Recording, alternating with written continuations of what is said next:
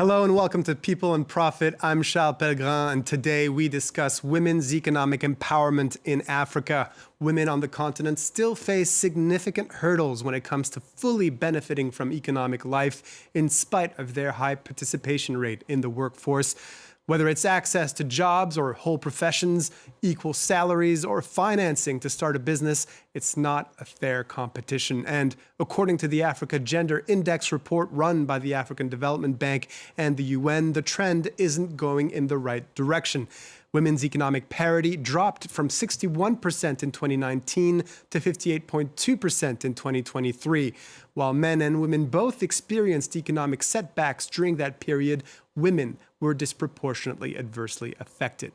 Well, making sure economic empowerment is not just a buzzword, but a reality is today's guest's objective. Élisabeth Moreno is the co-founder of ADWIN, the African and Afro-descendant Women Impact Network, and also a former French Minister for Equality and Inclusion. Thank you for being with us. It's such a pleasure for me being with you. Thank you for the invitation. So tell us more about ADWIN. You're labeling it an international movement to promote leadership, economic inclusion, and innovation for African and African-descendant women with a clear emphasis on health and education. What is it that makes these two fields so important when we talk about economic empowerment?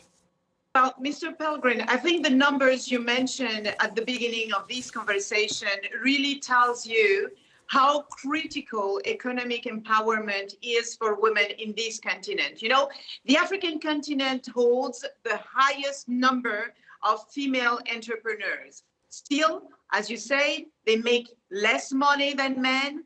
They are the poorest on earth. And I'm not talking only about the continent, I'm talking about the global humanity. Although women work hard, although they work on agriculture, although they work on all the social activities, they are the ones who are facing the biggest hurdle in terms of informal economic. And when a single mother is going on sick, who takes care of her or her children? So I think one of the most urgent topics to fix within the continent is to give women the chance to live in dignity. And how do you live in dignity? You have your own money, so you can serve your own means. And that's the reason why we decided to create ADWIN.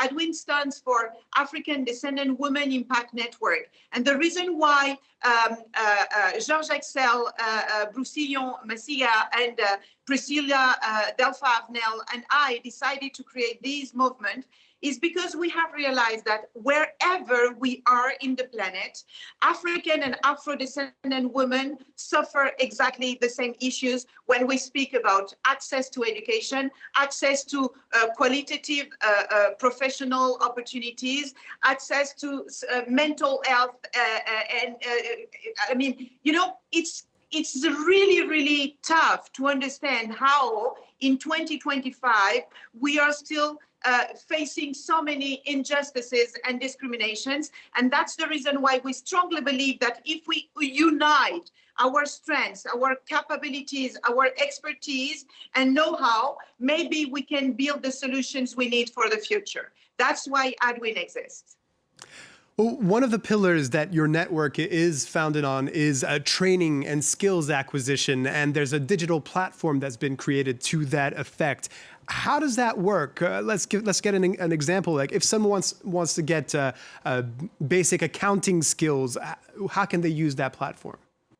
Well, you know, I think, you know, I have spent 25 years of my life in the tech industry, and we all know the goods and the bads of technology. But one thing we must recognize is nowadays, thanks to artificial intelligence, you can speak so many languages. You know that we have thousands and thousands of dialects within the African continent, and whether you live in the Anglophone Africa, Lusophone Africa, or Francophone Africa, sometimes you have those language barriers that prevent you from having access to a lot of needs in terms of knowledge and training.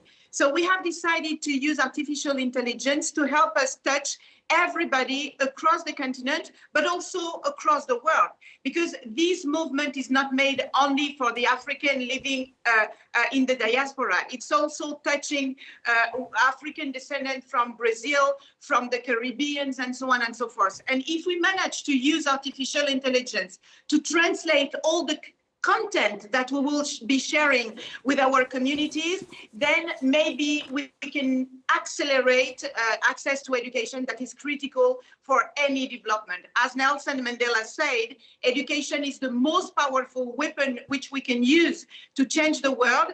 And if we combine technology and artificial intelligence and access to knowledge, we think that we can really transform the lives of so many women across the world. Even before you get to access to education and knowledge, women need to have free time to do so. They need to have a fair share of domestic chores, or they need to be allowed to have more social interactions outside of the house. And some cultural norms stand in the way of that. How'd you get that past that first barrier?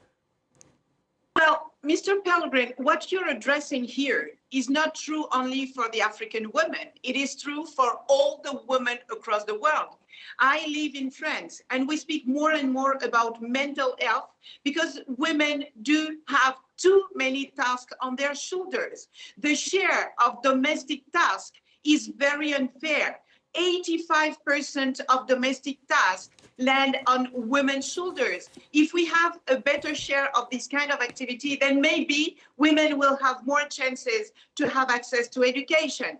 We need any public policy to understand that we need to educate our girls the same way we educate our boys, because we cannot leave behind 50% of the human population and expect to fix all the crises we are currently facing. So yes, it is it's a necessity to find time to study, to be educated, to be trained, but isn't it the most basic and fundamental need for every human being? That's right, and it's about education of men as much as of women, as you just schooled me on that question right there. Let's get one concrete example of an initiative that is looking to increase economic empowerment for women in Africa. In Uganda, a major coffee-producing nation, women on family farms have traditionally been relegated to manual duties, with fathers and husbands stepping in to bring beans to wholesalers and then collect the proceeds. The system often leads to opaque family finances and domestic disputes. One Ugandan businesswoman is trying to improve the situation, paying more for beans brought to market by women. Brian Quinn has the story. In the mountains of eastern Uganda grows green gold. These are the Arabica beans that will eventually find their way into coffee cups around the world. Their harvest by hand is labor-intensive, usually undertaken by women. When it comes time to take the beans to market, though, they have traditionally been left out. It's the women that are planting, when it comes to weeding, harvesting, pulping, fermentation, washing, and our fathers come at the point when this coffee is ready for selling. It's a dynamic that has disempowered women, often excluding them from even knowing how much money their harvest has brought in, leading to domestic disputes and often violence. Merida Nandudu has set out to change that dynamic. In 2018, she launched Bayaya Specialty Coffee, buying beans from farmers to process for export. The company encourages women to participate in the later stages of the value chain by paying more when they do. 200 Ugandan shillings, or about 5 cents more per kilo when delivered by a woman. The price differential may seem minuscule, but in a country where small changes in the kilo price are significant events for small farmers, it's having an outsized impact. More than 600 of Bayaya's registered farm representatives, 75% of the total, are now women. I can buy food in the home as a woman. I can take my children to school as a woman. And still, I also have some money as a woman in the home. It's not like I'm depending on my husband. Uganda is Africa's #2 coffee producer. Annual exports hit a record high of more than 430 million kilos in April, worth nearly $2 billion. A growing sector that, thanks to initiatives like Bayaya, is seeing growing female participation. So, Élisabeth Moreno, any reaction to that initiative? Oh, I'm so glad to see this kind of initiative, because, when we speak about Africa's economic growth, we too often totally miss or overlook one of its most powerful yet underutilized engine, which is women. And women represent 70% of the agricultural workforce. Let's not forget that women still receive barely 10% of the available financing when they have this kind of professional initiative. And that's exactly what ADWIN is going to do. We're going to raise funds to support this kind of initiative all around the planet.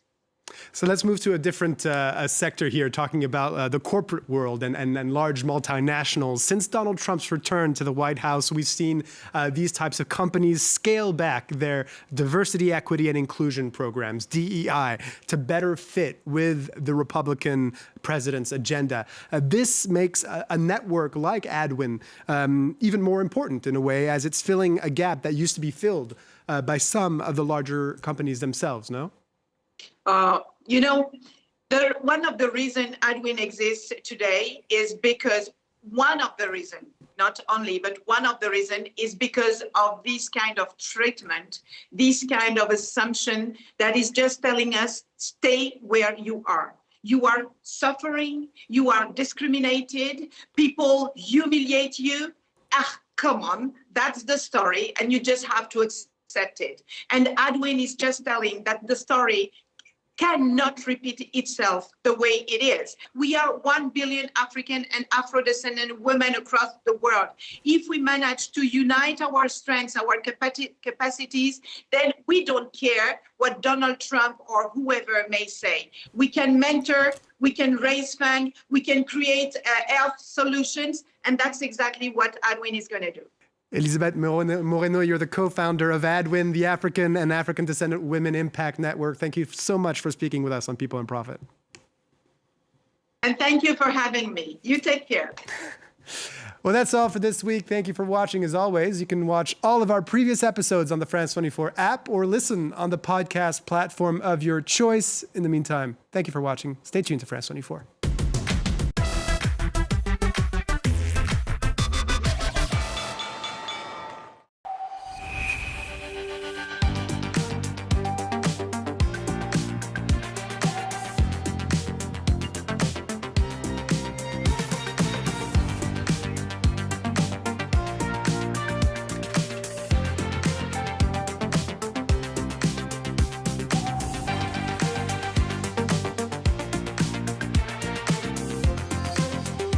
France 24, your economy explained. Liberté, égalité, actualité.